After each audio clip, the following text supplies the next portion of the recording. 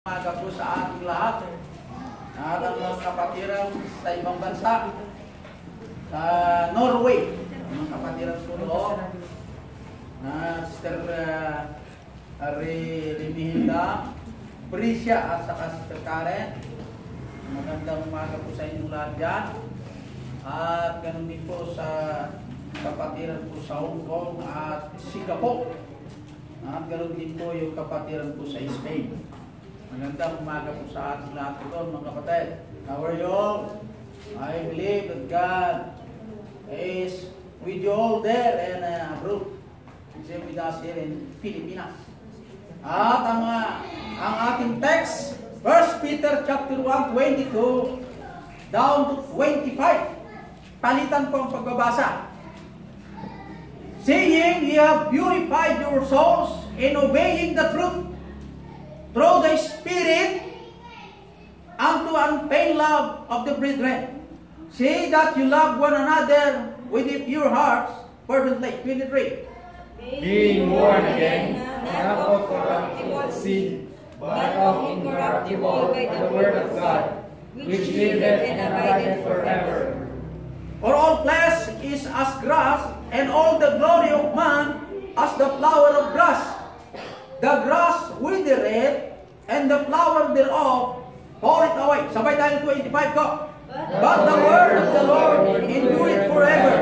And this is the word which by the gospel is preached unto you, God Almighty. Salamat, Panginoon, sa iyong mga salita na aming pong nabasa. Salamat po, Diyos, sa nakaraan na pagbabantay mo sa amin, sa karagdagan ng aming buhay, kalusugan, ng aming testimony, at ganoon din po kapatawaran ng aming kasalanan. Salamat po sa inyo, Ama.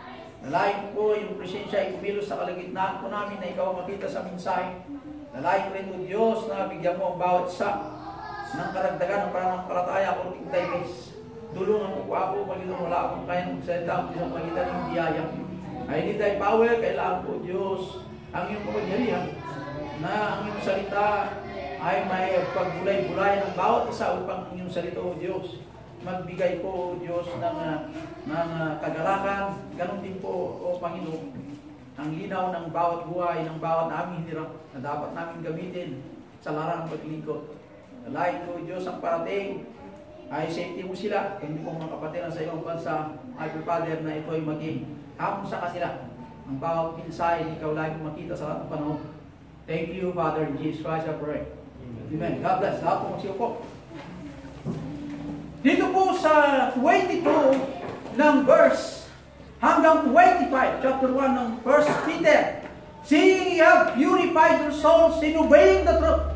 Nagkaroon po ng purification ang ating kaluluwa. Ibig sabihin, nung nalaman natin ang katotohanan sa magitan nating pagsunod yung pinapangaral ng Ebanghelyo, na ayon po dito po sa last sentence po ng 25. And this is the word which by the gospel is preached unto you. Okay? At sinabi rin po ng Bible na yung pong pagmamahal sa bawat kapwa na ayon sa ating pagkatagpo, pagkatuklas ng katotohanan sa magitan ng gospel o ebanghelyo ay dapat nating panatiliin. Dahil tayo po ay tinaniman po, hindi po yung nasisinag o hindi po yung nasisira na mga seed, kundi ito po ay yung hindi nasisira na seed sa pamamagitan ng salita ng Diyos na yun po ay natiling nakatira sa atin. Dahil po ang laman ay katulad po ng damo at lahat ng karangalan nito ay mawawala rin sa huli. Ganun po ang buhay natin bilang mananampalataya. Kaya kung susuriin natin ano ba yung Word of God, the Word of God which liveth and abideth forever, at sabi po ng Bible po dito 22, purified your souls in obeying the truth. Tingnan nyo mga kapatid. Dito po sa ating salita ng Diyos, sa John chapter 1 verse 1, sino ba yung tinutukoy ng salita ng Diyos sa John chapter 1? Baybayin po natin ang ating Bible na ayon po sa salita ng Panginoon. Open with me your Bible na ayon po sa salita ng Diyos. In the beginning was the Word, and the Word was with God, and the Word was God. Noong una, ang verbo ay the Word, and ang verbo ay naroon. Verbo ay nasa Diyos o sumasa Diyos. At ang Verbo ay Diyos. So maliwanag po ng salita ng Diyos, ang salita niya ay Diyos. Yung salita ng Diyos na yun po ang Diyos, na yun po nakatira sa atin, walang hanggan, yun po ang nagbigay sa atin po ng kagalakan. Ano nagpapatunay ng katawan nito ay katulad po ng damo na hindi nagtatagal. Kaya, ang salita ng Diyos na higit dapat bigyan ng pansin ng bawat mananampalataya, iyon po ay nakalimutan ng lahat. That which the gospel is preached unto you. Na yun po pinapangaral ng Ebanghelyo. Kung tutuusin talaga, titingnan mo ang mga tao kahit mga mananampalataya. Yung Ebanghelyo, ang Ebanghelyo, ibig sabihin yung Ebanghelyo, ito, the gospel. Ano ang laman ng gospel? The death, burial, resurrection of Jesus Christ. Pagkamatay, pagkabuhay na uli. Yan. Iyon po ang gospel. Ang kamatayan, pagkalibing, pagkabuhay na muli si Kristo. Iyon po ang gospel na naipangaral po sa inyo. Nung nalaman natin ang katotohanan bilang mga anak ng Diyos o bilang anak ng Diyos ngayon, ito pa naman ang nakalimutan ng lahat na ulitin basahin. Noong nakaraang 2018, binira tayo magbabasa ng Bible. Dapat naman sa 2019 ay dapat natin dagdagan ang pagbabasa ng Bible. Dahil sa salita ng Diyos, yun din po ang verbo. Ang verbo ay Diyos. Okay, maliwanag po yan ang mga kapatid. Kaya ang tayo ng mensahe, God's Word, the power to cleanse. Ang salita ng Diyos, ang may kapangyarihan na maglilinis. Or He preserved His Word, na ayon sa Psalm 12:6-7. O naayon sa Psalm 119:160. Okay? He preserved His Word. Psalm 12:6-7. Andito po. Psalm 12:6. The word of the Lord are pure words, as silver tried in force of the earth. Okay? Kaya, ang unang puntos, Word of God, or God's Word, cleanse us from the wrong thoughts. Ang salita ng Diyos, kaya niya pong linisin ang maduming pag-iisip. Okay? Ang salita ng Diyos, kaya niya pong linisin iyong pong masamang pag-iisip. Iyong kayang maglinis, yun pa ang nakalimutan. Bigyang pansin. Okay? Bakit? Ay yung ating pong salita ng Diyos na tinutukoy, Word of God or God's Word, cleanse us from the wrong thoughts. Yung pong Word of God o verbo, yung din po ang Diyos. Na yun po ay nakatira o abided in us forever. Nakatira sa atin po na walang hanggang pagtira. Na yun po ang banal na Espiritu Santo na ibang paraan ng mukha ng Diyos. Kaya, yung pong pag-iisip natin na masama, katulad po, hindi yung pag ginawa, nag-iisip pala, ay nagkakasala. Example, katulad po yung alak. Noon, kailangan tikman mong alak, at namnamin yung sarap ng alak. Ngayon, minasdan mo lang yung alak, nagkasala. Ayun to. Okay? Adultery. Kailangan mayroon pong mangyari sa aksyon.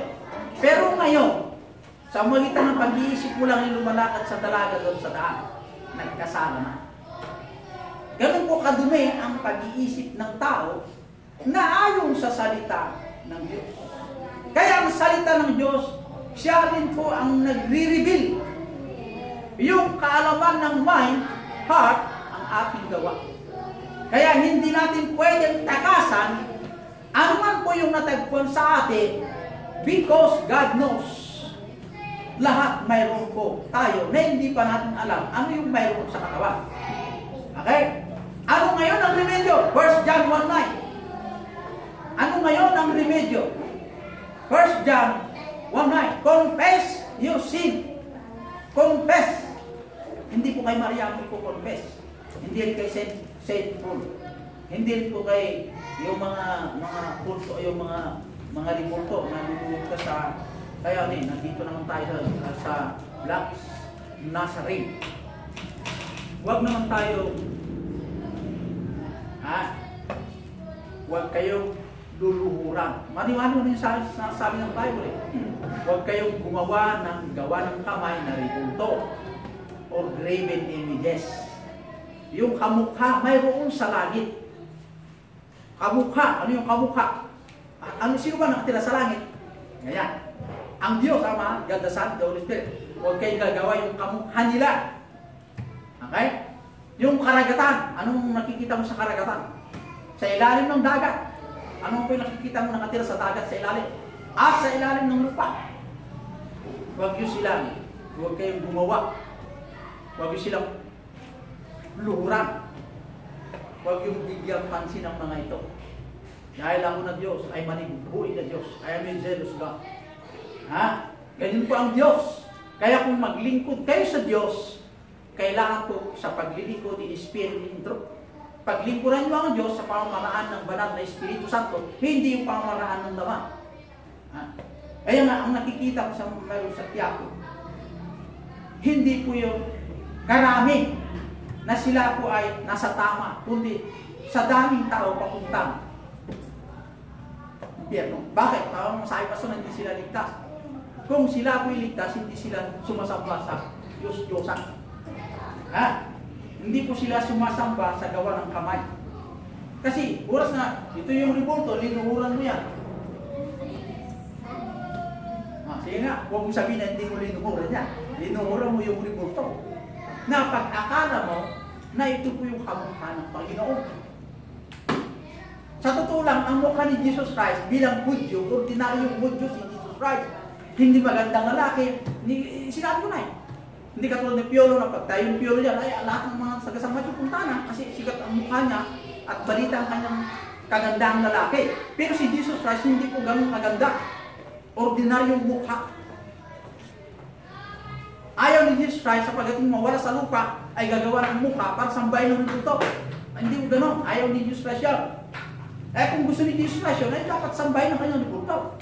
At siya mismo magputos na. Habang wala ako, sumamba kayo sa ating mukha. Ay, hindi po gano'n. Kaya nga si Moses, pinatay ng Panginoon dahil ayaw ng Panginoon Diyos na sambahin si Moses. Kaya kinuha ng Panginoon na buhay pa si Moses. Kasi ayaw ng Diyos na ang mga Israelites ay sumamba kay Moses. Pag namatay na si Moses, siya na po nagkita sa atin sa bayan ko ng Egypt. Ayaw ng Diyos na sambahin siya, ang gawa ng ribulto, at sambahin si Moses ngayon. Siya ang tagapagligtas ng Egypt. Ayaw ng Diyos, kaya kinuha ng Panginoon si Moses, nabuhay pa. Hindi dumaan ko sa pagkalibing. Katulad natin ngayon na may namamatay, nilibing. Si Moses ay buhay pa ang kinuha ng Diyos. Kaya confess your sin. Psalm 1:2. Dapat magkaroon ng pagkagalak sa batas po ni Jehovah na Diyos o ang Panginoon ng Israel. Dapat tayo gumawa yung anuman yung kinagagalak ng Diyos ng Israel sa ating buhay.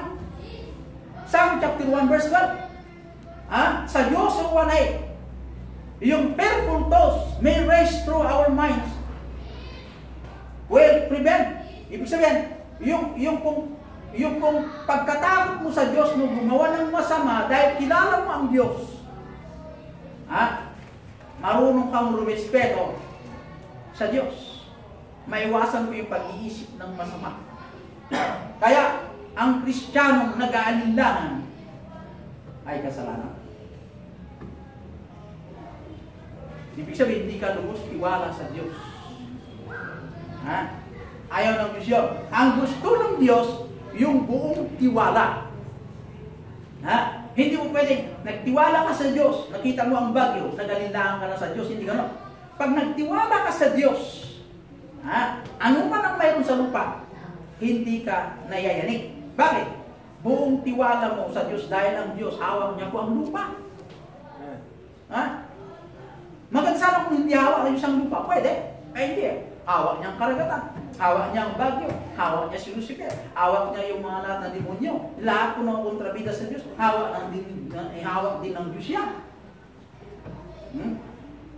Kaya, allow it in ourselves to establish through our life. Philippians 4 Philippians 4:8. Basahin natin sa Philippians. Ano mo nakalagay sa Philippians? Philippians 4:8. Ephesians. Yan. Galatians, Ephesians.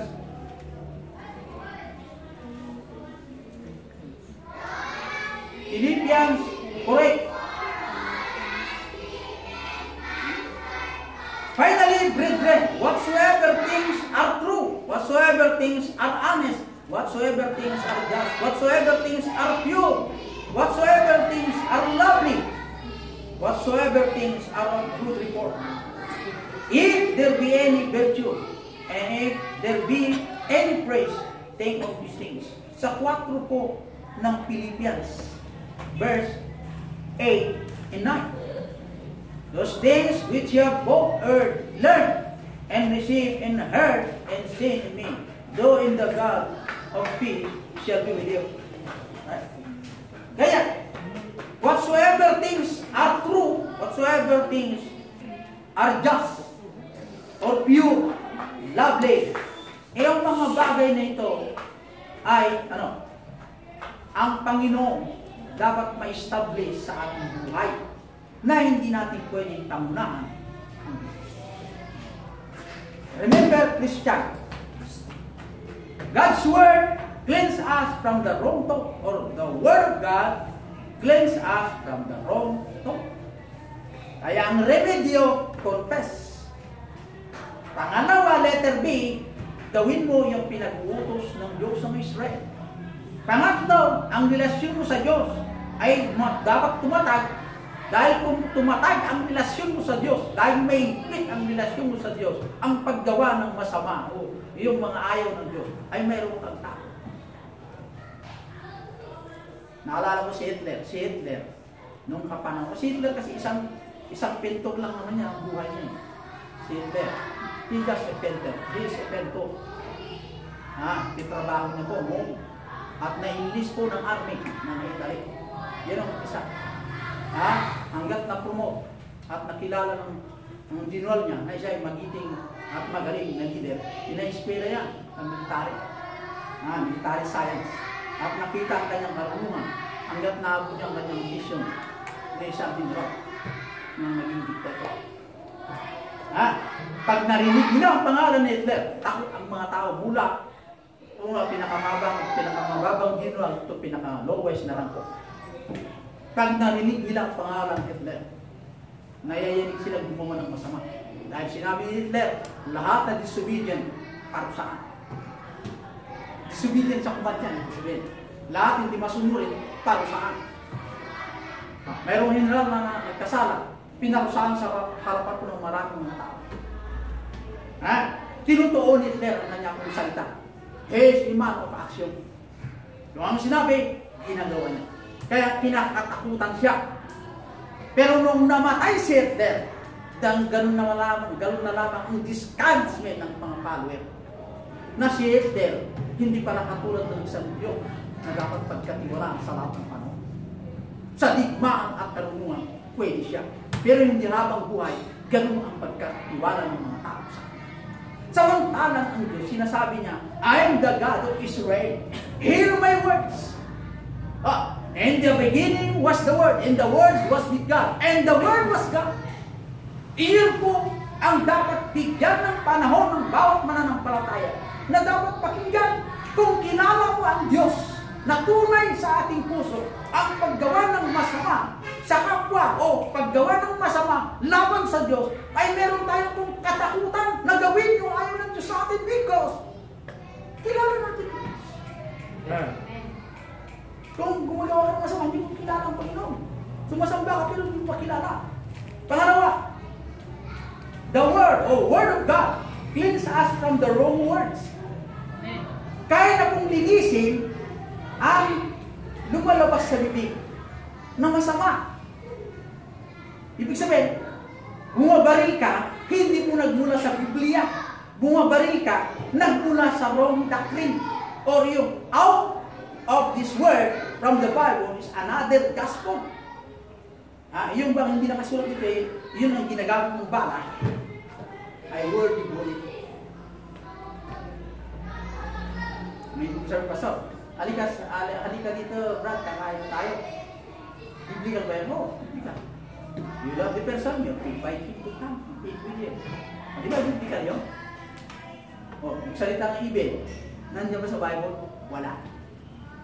Tulutan mo ang inyong bibig na isang baril, ay yung dila, ay nagamit sa wrong way. Kaya, cleanse us from the words. Kaya, salita ng Diyos, kaya niya kung tayong linisin sa ating mga bibig o salita. Sino ba yung word of God? Nabasa natin sa Genesis. Ang verbo ay ang Diyos. Maliwanag po doon. Okay? Sino ba yung verbo? The word of God. In the beginning was the word. And the word was with God. And the word was God. Okay? Maliwanag po. Kaya cleanse us from the wrong words. To keep our words true. Upang manatili ang salita ng Diyos sa atin, basahin natin sa Santiago, James chapter 1, verse 22 down to 26. Santiago. Basahin na yung open with me your Bible. James chapter 1, after Hebrews 1 to 22. But ye doers of the word, and not hearers only, deceiving your own self.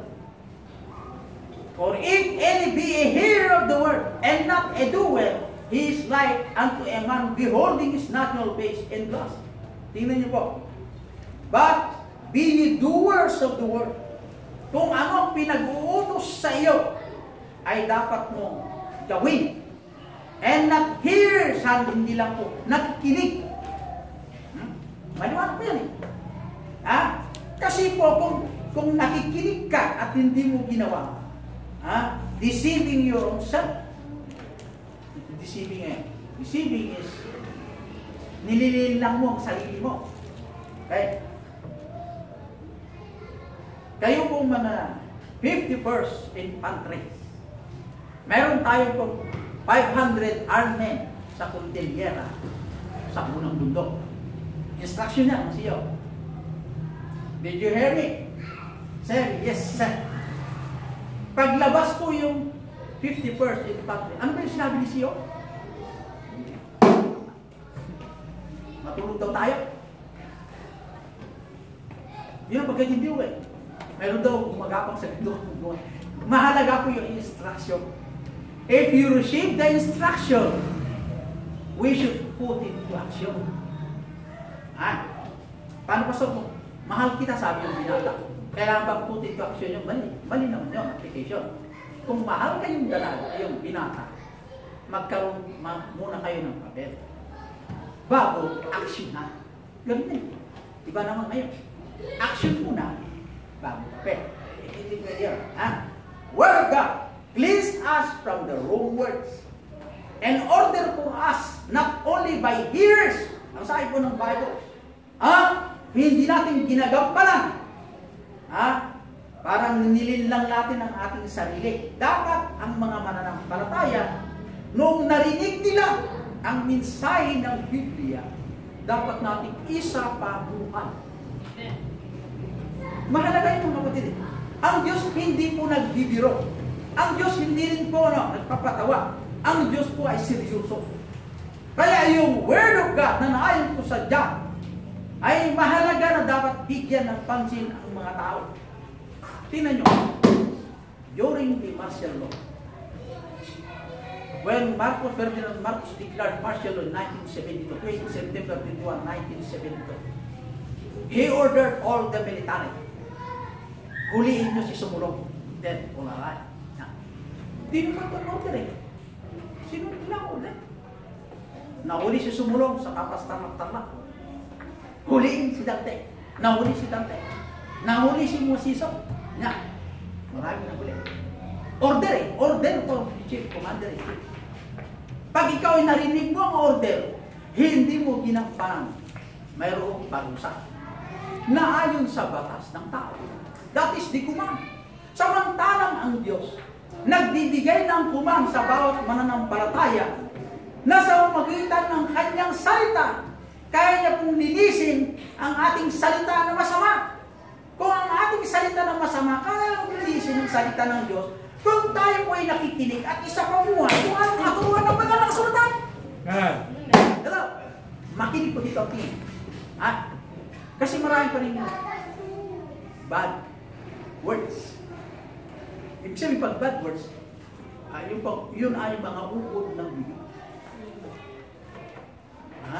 Ukod na dapat linisin. Lahat naman tayo mayroong ganyan eh. Hindi ko sinasabi sa lahat. Kailan? Ang sabi ng banal na kasulatan, para maiwasan yung lagi magagamit yung word sa salita, kailangan po natin isapamuhay yung mayroon sa salita ng Diyos at magkaroon tayo ng takot sa Diyos pag tayo gumawa ng masama. Kung kilala mo ang Diyos, dapat matakot ka gumawa ng masama sa kapwa. Amen. Hindi dahil natatakot tayo kay Alex dahil si Alex ay isang terorista. Natatakot ako gumawa ng masama kay Alex. Dahil sa Diyos, kilala ko ang Diyos, pinag-utos sa akin. Mahalin ko itong tao ito. Kaya rin nirespeto ko yan dahil doon.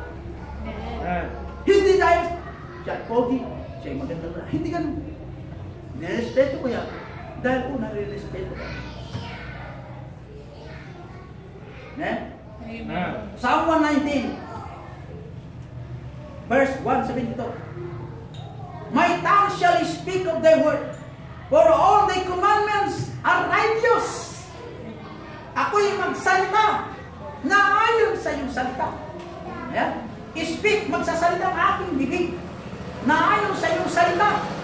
For all thy commandments, sa lahat ang iyong kautusan ay matuwid. Sa iyong pong banal na araw.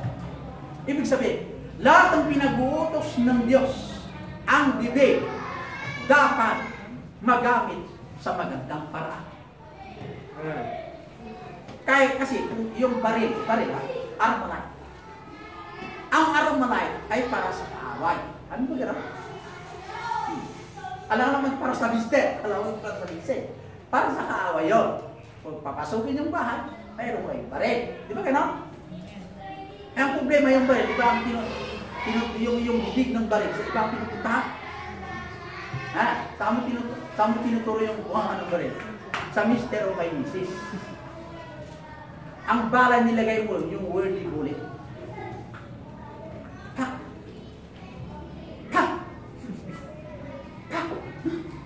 Kak! Hanggang natumba. Patay na. Magbuwang babae, patay na. Nagagala ang katawan. Dahil nakita mo bumagsak. Pero lumalaban ng spiritually. Pero ang sabi ng Bible, His word endureth forever.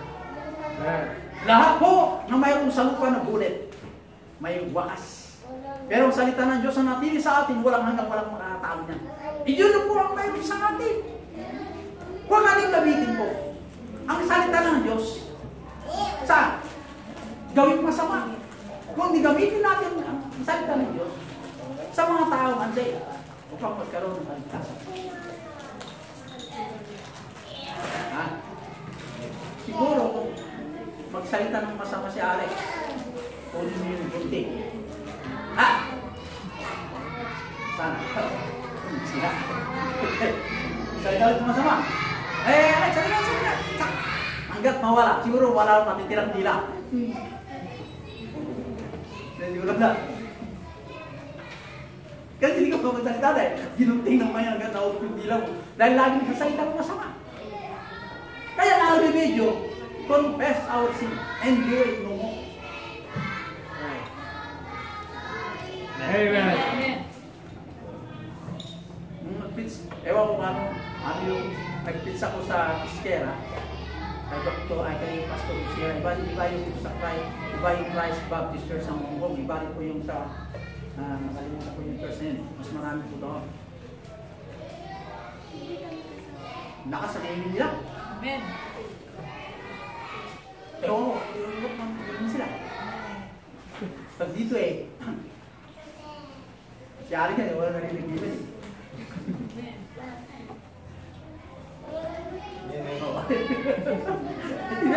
Okay? Through the last point. The Word of God, or God's Word, cleanses us from wrong action. Wrong action. Tinanggap ang mensahe? Yes.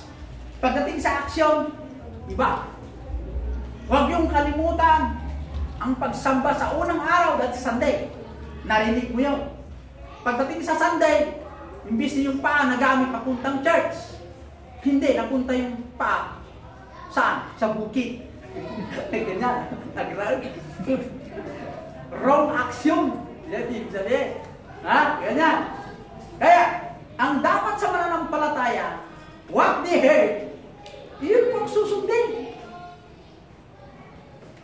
Amen? Bakit? Wala po sa ano nyo. Tingnan nyo po. God promised us a thing. Sa John 15:3. John 15:3. Basahin natin sa John 15:3. Sa John 15:3. Ano man nakalagay po sa 15:3 ng John? Naayon po sa banal na kasulatan sa 15:3. Now ye are clean through the word which I have spoken unto you. Binanggit po yung word. Now ye are clean through the word. Tayo po ay inugasan sa magitan ng salita ng Diyos. Dahil ang salita ng Diyos ay yun po ang berbo na yun din po ang Diyos. Ngayon, tayo po ay nililinis. Pag ituloy mong basahin yung chapter 1, verse 1 ng John, down to 10, makikita mo yung the only begotten Son. Bukod na yung pong Word of God, ang berbo ay Diyos. Yung berbo na Diyos, iyon din po ang gatasan. Ngayon po ay dumanak ang kanyang dugo dahil nabalot ko ng laman yung berbo. Amen.